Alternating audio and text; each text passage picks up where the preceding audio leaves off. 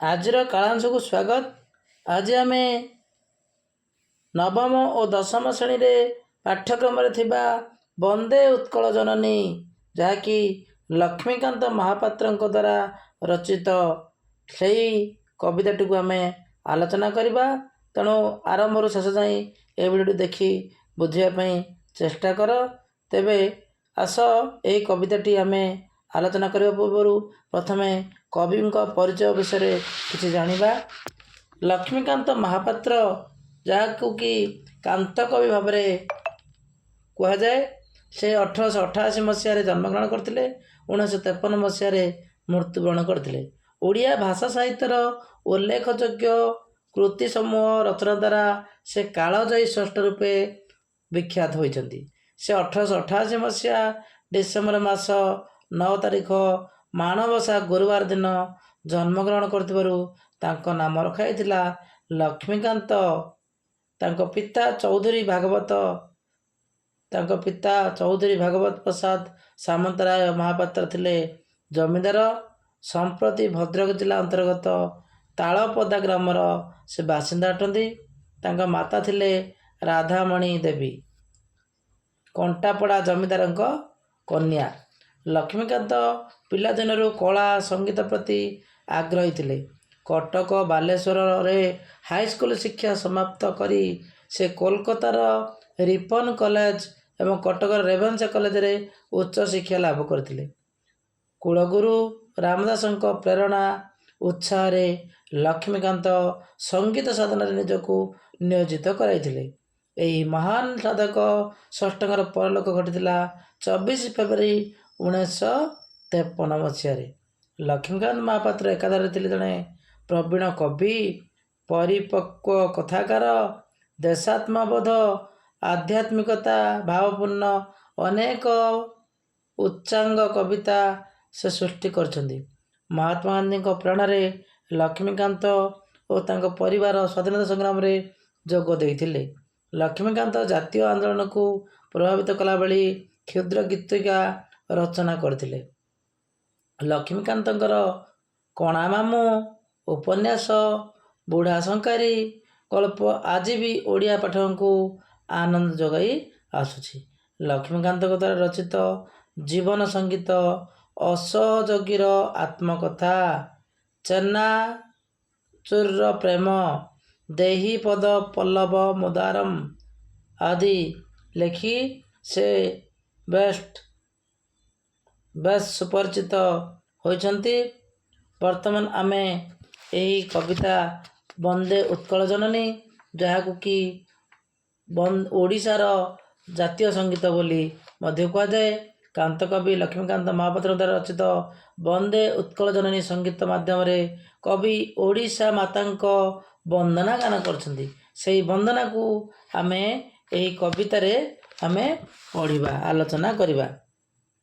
ଦେଖ, ବନ୍ଦେ ଉତ୍କଳ ଜନନୀ, ବନ୍ଦେ ଉତ୍କଳ ଜନନୀ, ଚାରୁହାସମୟୀ ଚାରୁଭାସମୟୀ ଜନନୀ ଜନନୀ ଜନନୀ, ବନ୍ଦେ ଉତ୍କଳ ଜନନୀ, ବନ୍ଦେ ଉତ୍କଳ ଜନନୀ। କବି ଏଠାରେ ବର୍ଣ୍ଣନା କରିଛନ୍ତି ଉତ୍କଳ ମାତାଙ୍କର ବନ୍ଦନାକୁ ଗାନ କରିଛନ୍ତି।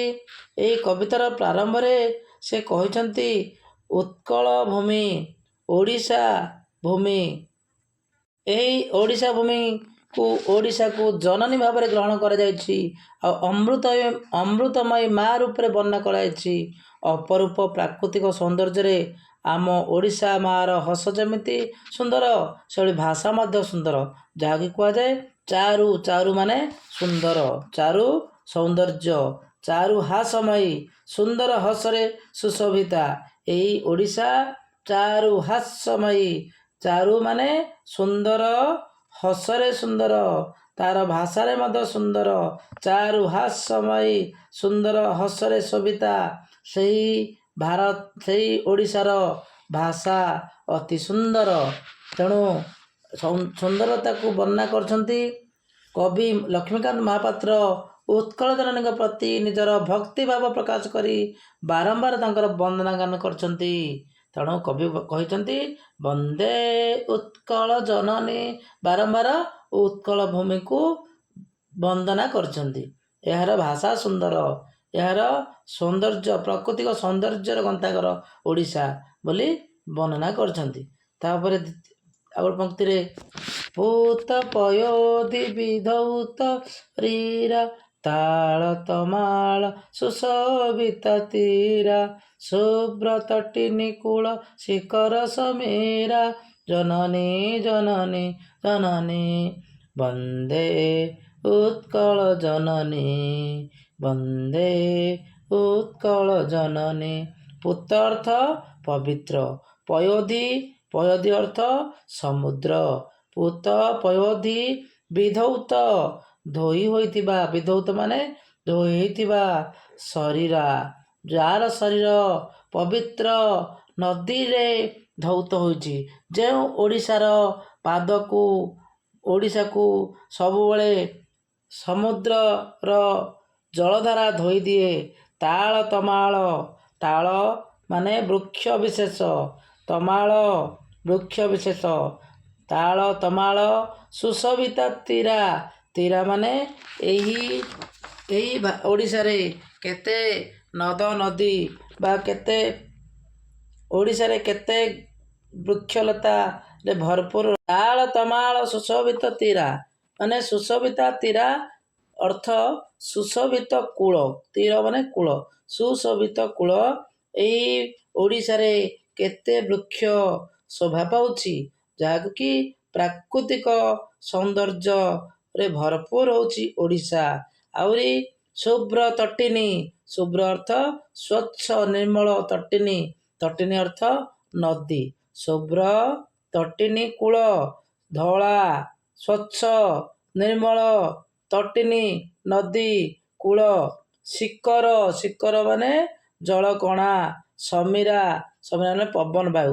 ଯେଉଁ ଓଡ଼ିଶା ମାଟିର ନଦୀର ଜଳଧାରା ସ୍ୱଚ୍ଛ, ଯାହାର କୂଳରେ ସମୀର, ନଦୀ କୂଳରେ ସମୀରା ମାନେ ପବନ ପ୍ରବାହିତ ହୋଇଥାଏ, ସେହି ଜନନୀ ଜନନୀ ଜନନୀ।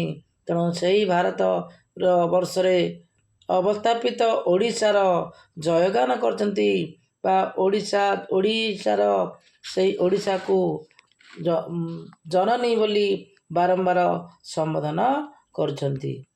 ବର୍ତ୍ତମାନ ଆମେ ଯିବା ଘନ ଘନ ବନଭୂମି ରାଜିତ ଅଙ୍ଗେ ନୀଳବୁଧ ରମା, ଘନ ଘନ ବନଭୂମି ରାଜିତ ଅଙ୍ଗେ ନୀଳବୁଧ ରମାଳା ସାଜେ ତରଙ୍ଗେ କଳ କଳ ମୁଖରିତ ଚାରୁ ବିହଙ୍ଗେ ଜନନୀ ଜନନୀ ଜନନୀ ବନ୍ଦେ ଉତ୍କଳ ଜନନୀ।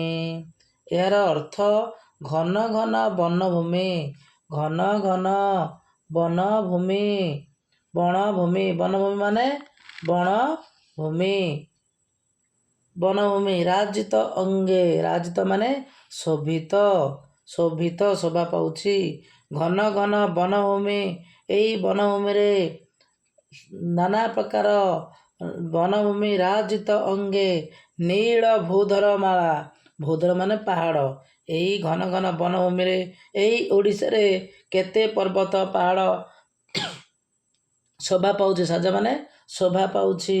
ସାଜେ ତରଙ୍ଗେ, ତରଙ୍ଗେ ମାନେ ତରଙ୍ଗ, ଢେଉ, ଯେପରି ଢେଉ ନଦୀ ସମୁଦ୍ରରେ ଯେପରି ଢେଉ ଆସେ ଗୋଟିଏ ପରେ ଗୋଟିଏ ଏଇଭଳି ପଛକୁ ପଛ ଆସିଥାଏ, ଠିକ୍ ସେଇଭଳି ଏହି ଓଡ଼ିଶାରେ ନୀଳ ଭୂଧର, ନୀଳ ପର୍ବତ ସବୁ ଧାଡ଼ି ଧାଡ଼ି ହୋଇ, ମାଳ ମାଳ ହୋଇ, ସଜେଇ ହୋଇ ପାହାଚ ଭଳି ଅଛି, ଅବସ୍ଥାପିତ ଅଛି।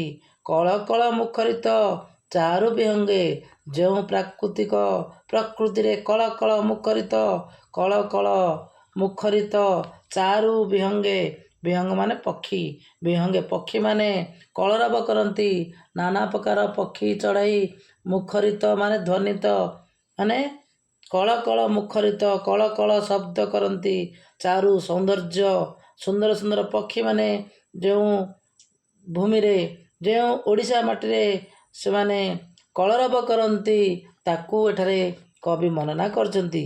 କହିଛନ୍ତି ଘନ ଘନ ବନଭୂମି ରାଜିତ ଅଙ୍ଗେ, ରାଜିତ ମାନେ ଶୋଭା ପାଉଛି, ବଣଭୂମି ପାହାଡ଼ ସବୁ ରହିଛି। ସେଇ ପାହାଡ଼ ମଧ୍ୟ ଗୋଟିଏ ପରେ ଗୋଟିଏ ପାହାଡ଼ ଯେଭଳି ସମୁଦ୍ରରେ ଗୋଟିଏ ଗୋଟିଏ ଲହରୀ ବା ଢେଉ ଆସିଲା ଭଳି ପାହାଡ଼ ଗୁଡ଼ିକ ସଜେଇ ହୋଇ ରହିଛି ତରଙ୍ଗ ଭଳି, ସେହିଭଳି ପକ୍ଷୀମାନେ ମଧ୍ୟ ଯାହାରି କୋଳରେ ଯାହାର ଜନ୍ମଭୂମିରେ ସେ ପକ୍ଷୀମାନେ କଳରବ କରନ୍ତି, ସେଇ ଜନନୀ ଜନନୀ ଜନନୀ ଜନନୀ ବୋଲି ସମ୍ବୋଧନ କରୁଛନ୍ତି। ସୁନ୍ଦରଶାଳୀ ସୁଶୋଭିତ କ୍ଷେତ୍ରା, ଜ୍ଞାନ ବିଜ୍ଞାନ ପ୍ରଦର୍ଶିତ ନେତ୍ରା, ଯୋଗୀ ଋଷିଗଣ ଉଟଜ ପବିତ୍ରା, ଜନନୀ ଜନନୀ ଜନନୀ। ଏଠାରେ ସୁନ୍ଦରଶାଳୀ, ସୁନ୍ଦରଶାଳୀ ଏକ ପ୍ରକାର ଧାନ, ସୁନ୍ଦର ଶାଳୀ ମାନେ ଏକ ପ୍ରକାର ଧାନ, ସୁଶୋଭିତ ଯାହାକି ଶୋଭା ପାଉଛି, ସୁଶୋଭିତ, କ୍ଷେତ୍ରା କ୍ଷେତ୍ର, କ୍ଷେତ୍ର କ୍ଷେତ, ସୁଶୋଭିତା ସୁନ୍ଦର ସୁନ୍ଦର ଶସ୍ୟ ଶ୍ୟାମଳରେ ଭରପୁର ହେଉଛି ଏଇ ଓଡ଼ିଶା। ଏଇ ଓଡ଼ିଶାର ପ୍ରାକୃତିକ ସୌନ୍ଦର୍ଯ୍ୟ ବର୍ଣ୍ଣନା କରିବାକୁ ଯାଇ କବି କହିଛନ୍ତି ସୁନ୍ଦରଶାଳୀ ସୁଶୋଭିତ କ୍ଷେତ୍ରା, ଜ୍ଞାନ ବିଜ୍ଞାନ ପ୍ରଦର୍ଶିତ ନେତ୍ରା। ଆମର ଏଇ ଓଡ଼ିଶା ଜ୍ଞାନ ବିଜ୍ଞାନ କ୍ଷେତ୍ରରେ ମଧ୍ୟ ପ୍ରଦର୍ଶିତ ହୋଇଛି, ଜ୍ଞାନ ବିଜ୍ଞାନ କ୍ଷେତ୍ରରେ ମଧ୍ୟ ଉନ୍ନତି ଲାଭ କରିଛି। ତେଣୁ ଏଇ ଓଡ଼ିଶା ମାଟି ସବୁ କ୍ଷେତ୍ରରେ ଆଗୁଆ। ଆଉ କହିଛନ୍ତି ଯୋଗୀ ଋଷିଗଣ ଉଟଜ ପବିତ୍ରା, ମାନେ ପତ୍ର କୁଡ଼ିଆ, ଉଟଜ ଅର୍ଥ ପତ୍ର କୁଡ଼ିଆ। ଯୋଗୀ ଋଷିଗଣ ଏଠାରେ ବସବାସ କରିଥିଲେ, ପବିତ୍ରା ମାନେ ପବିତ୍ର ହେଲା। ଯୋଗୀ ଋଷିଗଣ ଏହି ମାଟିରେ ପତ୍ର କୁଡ଼ିଆ ବା ଯୋଗୀ ଋଷି ମୁନି ଋଷିଙ୍କର ବାସସ୍ଥାନ ହେଉଛି ଏହି ଓଡ଼ିଶା। ତେଣୁ ଏଇ ଓଡ଼ିଶା ହେଉଛି ପବିତ୍ର ଭୂମି। ଏଇ ପବିତ୍ର ଭୂମି ବା ଓଡ଼ିଶା ଭୂମିକୁ ଜନନୀ ଜନନୀ ବୋଲି ବାରମ୍ବାର ସମ୍ବୋଧନ କରିଛନ୍ତି। ପ୍ରାକୃତିକ ସୌନ୍ଦର୍ଯ୍ୟ କହିଲେ ଅତ୍ୟୁକ୍ତି ହେବ ନାହିଁ। ସୁନ୍ଦରଶାଳୀ ସୁଶୋଭିତ କ୍ଷେତ୍ର ସବୁଜ ବର୍ଣ୍ଣ ଧାରଣ କରିଥାଏ, ଶସ୍ୟ କ୍ଷେତ୍ର ସବୁଜ ବର୍ଣ୍ଣ ଧାରଣ କରିଥାଏ, ହରିତ ବର୍ଣ୍ଣ ଧାରଣ କରିଥାଏ। ଜ୍ଞାନ ବିଜ୍ଞାନ କ୍ଷେତ୍ରରେ ମଧ୍ୟ ବହୁତ ପ୍ରଦର୍ଶିତ କରିଛି। ଯୋଗୀ ଋଷି ମୁନିଙ୍କର ଆଶ୍ରୟସ୍ଥଳ ହେଉଛି ଏଇ ଓଡ଼ିଶା ମାଟି।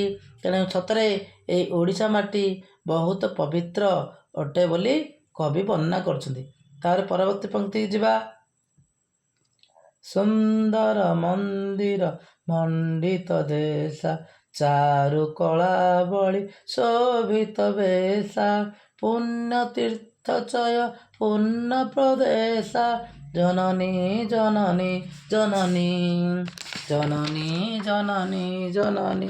ସୁନ୍ଦର ମାନେ ସୁନ୍ଦର, ମନ୍ଦିର ମଣ୍ଡିତ, ମନ୍ଦିରରେ ଶୋଭା ପାଉଛି, ମନ୍ଦିର ମଣ୍ଡିତ, ମଣ୍ଡିତ ଅର୍ଥ ସଜ୍ଜିତ, ମଣ୍ଡିତ ଅର୍ଥ ସଜ୍ଜିତ, ଲେଖିବା ସଜ୍ଜିତ, ସଜାଇ ହୋଇଥିବା, ସଜ୍ଜିତ।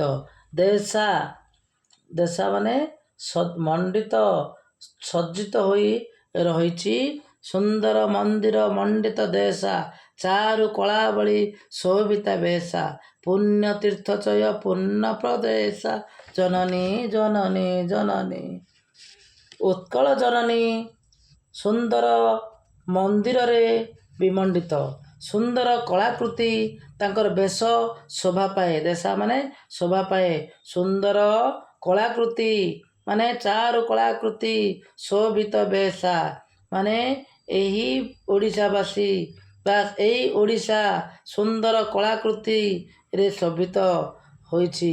ପବିତ୍ର ତୀର୍ଥସ୍ଥାନ ଭାବରେ ମଧ୍ୟ ଏଇ ଉତ୍କଳ ଭୂମି ପରିପୂର୍ଣ୍ଣ, ତୀର୍ଥଭୂମି ଭାବରେ ମଧ୍ୟ ପରିଚିତ। ଉତ୍କଳ ସୁରବର ଦର୍ପିତ ଗେହା, ଅରିକୁଳ ଶୋଣିତ ଚର୍ଚ୍ଚିତ ଦେହା, ବିଶ୍ୱଭୂମଣ୍ଡଳ କୃତବର ସ୍ନେହା, ଜନନୀ ଜନନୀ ଜନନୀ। ବନ୍ଦେ ଉତ୍କଳ ଜନନୀ। ଉତ୍କଳ ମାନେ ଓଡ଼ିଶାର ନାମ ଉତ୍କଳ। ସୁରବୀର, ସୁର ମାନେ ସୁର ବୀର ମାନେ ବୀର ଶ୍ରେଷ୍ଠ। बर ମାନେ ଶ୍ରେଷ୍ଠ, ସୁର ହେଲେ ବୀର, ବୀର ଶ୍ରେଷ୍ଠ। ଦର୍ପିତ ମାନେ ଦର୍ପଯୁକ୍ତ ବା ଗର୍ବିତ, ଦର୍ପିତ ଗର୍ବଯୁକ୍ତ। ଗେହା ମାନେ ଗୃହ। ଉତ୍କଳ ହେଉଛି ବହୁ ବୀର ଶ୍ରେଷ୍ଠଙ୍କର ଦର୍ପିତ ଦର୍ପଯୁକ୍ତ ବା ଗର୍ବିତ ଗୃହ। ଅରିକୂଳ, ଅରି ମାନେ ଶତ୍ରୁ, ଅରି ହେଉଛି ଶତ୍ରୁକୂଳ। ଶୋଣିତ ଚର୍ଚ୍ଚିତ ଦେହା, ଓଡ଼ିଶା ଶତ୍ରୁକୂଳ ଶୋଣିତ ଚର୍ଚ୍ଚିତ ଦେହା। ବିଶ୍ୱଭୂମଣ୍ଡଳ କୁତବର ସ୍ନେହା, ଶୋଣିତ ରକ୍ତ। ଏଠାରେ କବି କହିଛନ୍ତି ବହୁ ବୀର ଯୋଦ୍ଧାଙ୍କର ବାସଭୂମି ହେଉଛି ଏଇ ଓଡ଼ିଶା। ବହୁ ବୀରଭୂମି ଯୋଦ୍ଧାଙ୍କର ବାସଭୂମି ହେଉଛି ଓଡ଼ିଶା। ଶତ୍ରୁମାନଙ୍କ ରକ୍ତରେ ଉତ୍କଳ ଜନନୀଙ୍କ ଦେହ ଅନୁରଞ୍ଜିତ। ସମଗ୍ର ବିଶ୍ୱରେ ଓଡ଼ିଶାର ଗୁଣୀ ଜ୍ଞାନୀ ବିଦ୍ୱାନମାନେ ସ୍ନେହଭାଜନ କରିଛନ୍ତି। ତେଣୁ ଏଇ ଓଡ଼ିଶାକୁ ପୁଣି ଜୟଗାନ କରିଛନ୍ତି, ଜନନୀ ଜନନୀ ଜନନୀ ବୋଲି ସମ୍ବୋଧନ କରିଛନ୍ତି। ତାପରେ ଯିବା କବିକୁଳ ମଉଳି ସୁନନ୍ଦନ ବନ୍ଦ୍ୟା, ଭୁବନ ବିଘୋଷିତ କୀର୍ତ୍ତି ଅନିନ୍ଦ୍ୟା। ଧନ୍ୟ ପୁଣ୍ୟ ଚିରଶରଣ୍ୟେ, ଜନନୀ ଜନନୀ ଜନନୀ। କବିକୁଳ, କବିକୁଳ ଅର୍ଥ କବି ସମାଜ, କବିକୁଳ କୁଳ ସମାଜ, କବି ସମାଜ। କବିକୁଳ ମଉଳି, ମଉଳି ଅର୍ଥ ଅଗ୍ର ମୁକୁଟ। ସୁନନ୍ଦନ, ସୁନନ୍ଦନ ସୁପୁତ୍ର, ସୁପୁତ୍ର।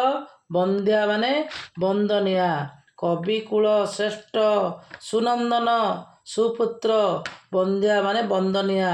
ଏହି ଭୂମିରେ କବିକୁଳଙ୍କର ଶ୍ରେଷ୍ଠ ମାନେ ସୁନନ୍ଦନ, ସୁପୁତ୍ର, ବନ୍ଦ୍ୟା ବନ୍ଦନିଆ। ଭୁବନ ବିଘୋଷିତ କୀର୍ତ୍ତି ଅନିନ୍ଦ୍ୟା, ଭୁବନ ମାନେ ଜଗତ, ଜଗତର ବା ସମଗ୍ର ବିଶ୍ୱ। ଭୁବନ ବିଘୋଷିତ ଧ୍ୱନିତ ପ୍ରଚାରିତ, ଭୁବନ ଏହି ସାରା ଭୁବନ। ବିଘୋଷିତ କୀର୍ତ୍ତି ଅନିନ୍ଦ୍ୟା, କୀର୍ତ୍ତି ମାନେ ଯଶ ଖ୍ୟାତି କୀର୍ତ୍ତି, ଅନିନ୍ଦ୍ୟା ମାନେ ପ୍ରଶଂସନୀୟ। ଏହି ଓଡ଼ିଶା ମାଟି ବା ଓଡ଼ିଶା ଭୁବନ ବିଘୋଷିତ, ବିଘୋଷିତ ମାନେ ଧ୍ୱନିତ ହୋଇଛି ପ୍ରଚାରିତ ହୋଇଛି। କବିକୁଳ ମଉଳି ସୁନନ୍ଦନ ବନ୍ଦ୍ୟା, ଯେଉଁ ଭୂମିରେ କବିକୁଳଙ୍କର ଜନ୍ମ ହୋଇଛି। ଧନ୍ୟେ ପୁଣ୍ୟେ ଚିରସ୍ମରଣୀୟେ, ସେହି କବିଙ୍କ ଯୋଗୁଁ ଏହି ଓଡ଼ିଶା ମାଟି ଆଜି ଧନ୍ୟ ହୋଇଛି। ଜନନୀ ଜନନୀ ଜନନୀ, ଧନ୍ୟେ ମାନେ ଧନ୍ୟ ହୋଇଛି ଏହି ଓଡ଼ିଶା ମାଟି, ଧନ୍ୟ ହୋଇଛି ସେହି କବିକୁଳଙ୍କର ମହାନ କବି ସୁପୁତ୍ରମାନଙ୍କ ଦ୍ୱାରା। ଉତ୍କଳ ଜନନୀ ବନ୍ଦନିଆ, ସେହି ଉତ୍କଳରେ କବିଙ୍କର ଆବିର୍ଭାବ ହୋଇଛି। ସେହି କବିଙ୍କ ବା ସେହି ସୁପୁତ୍ରଙ୍କ ଦ୍ୱାରା ଉତ୍କଳ ଜନନୀ ବନ୍ଦନୀୟ ହୋଇଛି। ତାଙ୍କର ପ୍ରଶଂସନୀୟ କୀର୍ତ୍ତି ସାରା ବିଶ୍ୱରେ ପ୍ରଚାରିତ। ସେଥିପାଇଁ ସେ ଧନ୍ୟା ପୁଣ୍ୟବତୀ, ସର୍ବଦା ଶରଣଦାତ୍ରୀ ଭାବେ ଚିରସ୍ମରଣୀୟ। ତେଣୁ ଏଠି କବି ଓଡ଼ିଶାକୁ ଶ୍ରେଷ୍ଠ ବା ଧନ୍ୟ, ଧନ୍ୟ ବୋଲି ବର୍ଣ୍ଣନା କରିଛନ୍ତି। ଚିର ନମସ୍ୟ, ଓଡ଼ିଶା ଚିର ନମସ୍ୟ। ଏହାକୁ ମୁଁ ସାର କଥାକୁ ପୁଣି ଥରେ କହି ରଖୁଛି, ଧ୍ୟାନ ସହକାରେ ଏହାକୁ ବୁଝିବା ପାଇଁ ଚେଷ୍ଟା କର। ଏହି ସାର କଥାକୁ ମୁଁ ଆଉ ଥରେ ଆଲୋଚନା କରିଦେଉଛି। ଦେଖ, ଆରମ୍ଭକୁ ଯିବା। କାନ୍ତକବି ଲକ୍ଷ୍ମୀକାନ୍ତ ମହାପାତ୍ରଙ୍କ ଦ୍ୱାରା ରଚିତ ବନ୍ଦେ ଉତ୍କଳ ଜନନୀ ସଙ୍ଗୀତ ମାଧ୍ୟମରେ କବି ଓଡ଼ିଶା ମାତାଙ୍କ ବନ୍ଦନା ଗାନ କରିଛନ୍ତି।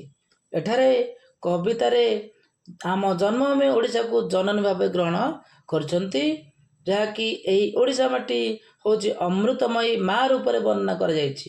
ଅପରୂପୀ ପ୍ରାକୃତିକ ସୌନ୍ଦର୍ଯ୍ୟରେ ଗନ୍ତାଘର ଆମ ଓଡ଼ିଶା ମାଆର ହସ ଯେମିତି ସୁନ୍ଦର, ତାର ଭାଷା ମଧ୍ୟ ସୁନ୍ଦର। ତେଣୁ ଚାରୁ ହାସ୍ୟମୟୀ, ଚାରୁ ଭାଷ୍ୟମୟୀ, ଜନନୀ ଜନନୀ ଜନନୀ ବୋଲି ବର୍ଣ୍ଣନା କରିଛନ୍ତି। ଯେଉଁ ଦେଶର, ଯେଉଁ ରାଜ୍ୟର ଭାଷା ସୁନ୍ଦର, ହସ ସୁନ୍ଦର, ସେଇ ଜନନୀ ଜନନୀ ଜନନୀ ହେଉଛି ଆମର ଭାଷା ସୁନ୍ଦର, ଯାହାର କଥା ସୁନ୍ଦର। ତେଣୁ ସେଇ ବନ୍ଦନୀୟ ଉତ୍କଳ ଭୂମିର ଜୟଗାନ କରିଛନ୍ତି, ବନ୍ଦନା କରିଛନ୍ତି ଏବଂ କହିଛନ୍ତି ସମୁଦ୍ରର ପବିତ୍ର ଜଳଧାରା ଉତ୍କଳ ଜନନୀଙ୍କ ଶରୀରକୁ ଧୋଇ ଦିଏ। ତାଳ ତମାଳ ପରି ସୁନ୍ଦର ବୃକ୍ଷ ରାଜ୍ୟରେ ସମୁଦ୍ରର ତଟଦେଶ ସୁଶୋଭିତ ହୋଇଛି। ସ୍ୱଚ୍ଛ ଜଳଧାରା ବା ନିର୍ମଳ ଜଳଧାରା କରୁଥିବା ଜଳଧାରଣ କରୁଥିବା ସ୍ୱଚ୍ଛ ଜଳଧାରଣ କରୁଥିବା ନଦୀ କୂଳରେ ଶୀତଳ ପବନ ପ୍ରବାହିତ ହୋଇଥାଏ। ନଦୀ କୂଳରେ ସୁଶୀତଳ ପବନ ପ୍ରବାହିତ ହୋଇଥାଏ। ଉତ୍କଳ ଜନନୀଙ୍କ ଦେହ ଘଞ୍ଚ ଅରଣ୍ୟରେ ପରିପୂର୍ଣ୍ଣ। ଘନ ଘନ ଗର୍ଜିତ ଲେଖାଯାଇଛି। ଘନ ଘନ ବନଭୂମି ରାଜିତ ଅଙ୍ଗେ, ମାନେ ଏଇ ଉତ୍କଳ ଜନନୀଙ୍କ ଦେହ ଘଞ୍ଚ ଅରଣ୍ୟରେ ପରିପୂର୍ଣ୍ଣ ଏବଂ ନୀଳ ପର୍ବତମାଳା ତରଙ୍ଗ ସଦୃଶ ତାଙ୍କର ଦେହକୁ ସଜାଇଥାଏ। ଯେପରି ସମୁଦ୍ରରେ ଗୋଟିଏ ପରେ ଗୋଟିଏ ଲହଡ଼ି ଆସିଥାଏ, ଠିକ୍ ସେହିପରି ପର୍ବତ ଗୁଡ଼ିକ ମଧ୍ୟ ତରଙ୍ଗ ଭଳି ସଜାଇ ହୋଇ ରହିଛି। ଦେଖିବାକୁ ବହୁତ ସୁନ୍ଦର ଦେଖାଯାଏ ଏବଂ ପକ୍ଷୀମାନଙ୍କର ମଧୁର କଳରବ ମଧ୍ୟ ଦେଖିବାକୁ ମିଳେ। ଆକାଶ ମୁଖରିତ ହୋଇଥାଏ, କଳରବରେ ପ୍ରକମ୍ପିତ ହୋଇଥାଏ। ଉତ୍କଳ ଜନନୀ ସୁନ୍ଦର ଧାନ କ୍ଷେତ୍ରରେ ମଧ୍ୟ ସୁଶୋଭିତ। ଯୋଗୀ ଋଷିଙ୍କ ବାସସ୍ଥାନ ପତ୍ରକୁଡ଼ିଆ ଏ ଭୂମିରେ ଥିବାର ପବିତ୍ର ଭୂମି ଓଡ଼ିଶା। ଏହି ଓଡ଼ିଶା ମାଟିରେ ବହୁ କବିଙ୍କର, ଯୋଗୀ ଋଷିଙ୍କର ବାସଭୂମି। ସୁନ୍ଦର ମନ୍ଦିର ମଧ୍ୟ ଏଠାରେ ବିରାଜମାନ ହୋଇଛି। ସୁନ୍ଦର କଳାକୃତି ଦେଖିବାକୁ ଭାରି ସୁନ୍ଦର ଦେଖାଯାଏ ଏବଂ ପବିତ୍ର ତୀର୍ଥସ୍ଥାନ ରୂପେ ମଧ୍ୟ ସୁପରିଚିତ। ବହୁ ବୀର ଯୋଦ୍ଧାଙ୍କର ବାସଭୂମି ହେଉଛି ଏହି ଉତ୍କଳ। ଶତ୍ରୁମାନଙ୍କ ରକ୍ତରେ ଉତ୍କଳ ଜନନୀଙ୍କ ଦେହ ଅନୁରଞ୍ଜିତ। ସମଗ୍ର ବିଶ୍ୱରେ ଓଡ଼ିଶାର ଗୁଣୀ ଜ୍ଞାନୀ ବିଦ୍ୱାନଙ୍କର ସ୍ନେହ ଭାଜନ ହୋଇଛି। ବହୁ ଗୁଣୀ ଜନଙ୍କର ମଧ୍ୟ ଆବିର୍ଭାବ ଏହି ଓଡ଼ିଶା ମାଟିରେ ହୋଇଛି। ତେଣୁ ମହାନ କବି ସୁପୁତ୍ରଙ୍କ ଦ୍ୱାରା ଉତ୍କଳ ଜନନୀ ବନ୍ଦନୀୟା ହୋଇଛି। ତାଙ୍କର ପ୍ରଶଂସନୀୟ କୀର୍ତ୍ତି ସାରା ବିଶ୍ୱରେ ପ୍ରଚାରିତ। ସେଥିପାଇଁ ସେ ଧନ୍ୟ ପୁଣ୍ୟବତୀ, ସର୍ବଦା ଶରଣଦାତ୍ରୀ ଭାବେ ଚିରନମସ୍ୟ। ତେଣୁ ସେହି ଉତ୍କଳ ଭୂମି ଜନନୀ ଜନନୀ ଜନନୀ ବୋଲି କବି ବର୍ଣ୍ଣନା କରିଛନ୍ତି। ଏହି କବିତାର ସାର କଥା ବର୍ତ୍ତମାନ ଆଲୋଚନା କଲି। ପରବର୍ତ୍ତୀ କାଳ ଅନୁସାରେ ଏହାର ପ୍ରଶ୍ନୋତ୍ତରକୁ ଆମେ ଆଲୋଚନା କରିବା। ଆଶା କରୁଛି ଏହି କବିତାଟି ଭଲ ଭାବରେ ବୁଝିଥିବ। ଯଦି କିଛି ବୁଝିଛି ତାହେଲେ ଲାଇକ୍ କରିବେ, ସେୟାର କରିବେ ଏବଂ ଯେଉଁମାନେ ଆମ ଚ୍ୟାନେଲ ପାଇଁ ନୂଆ ଅଛନ୍ତି ଦୟାକରି ସବସ୍କ୍ରାଇବ୍ କରିଦେବେ।